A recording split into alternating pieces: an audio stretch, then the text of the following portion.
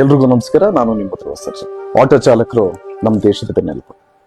ಅವರು ದಿನ ದುಡಿಯೋದು ತಮ್ಮ ಕುಟುಂಬಕ್ಕಷ್ಟೇ ಅಲ್ಲ, ಸಾರ್ವಜನಿಕವಾಗಿಯೂ ಸಾಕಷ್ಟು ಒಳ್ಳೆ ಕೆಲಸ ಮಾಡ್ಕೊಂಡು ಬಂದಿದ್ದಾರೆ.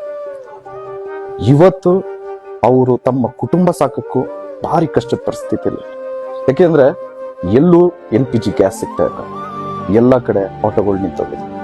ಇನ್ ಕೇಸ್ ಗ್ಯಾಸ್ ಸಿಕ್ಕಿದ್ರು 1 to 2 ಇನ್ಯಾವಾಗ ಅವರು ಗ್ಯಾಸ್ ಹಾಕಿಸಿ ಬಾಡಿಗೆ ಹೊರತು ಹೆಂಡತಿ ಮಕ್ಕಳನ್ನ ಸಾಕ್ತಾರೆ. ನನ್ನ ಮನವಿ ಕೇಂದ್ರ ಸರ್ಕಾರಕ್ಕೆ ಹಾಗೂ ರಾಜ್ಯ ಸರ್ಕಾರಕ್ಕೆ, ನಾವು ಆ ಪಕ್ಷ ಈ ಪಕ್ಷ ಅಂತ ಮಾತಾಡೋದು ಬೇಡ. ನೀವೆಲ್ಲ ಹಿರಿಯರಿದ್ದೀರಿ, ತಿಳಿದವರಿದ್ದೀರಿ, ಇದನ್ನ ಆದಷ್ಟು ಬೇಗ ಬಗೆಹರಿಸಿ ಅಂತ ರಿಕ್ವೆಸ್ಟ್ ಮಾಡ್ತಾ ನಾನು ಮಾತು ಮುಗಿಸ್ತಾ ಇದ್ದೀನಿ. Thank you so much. ಜೈ ಶ್ರೀರಾಮ್.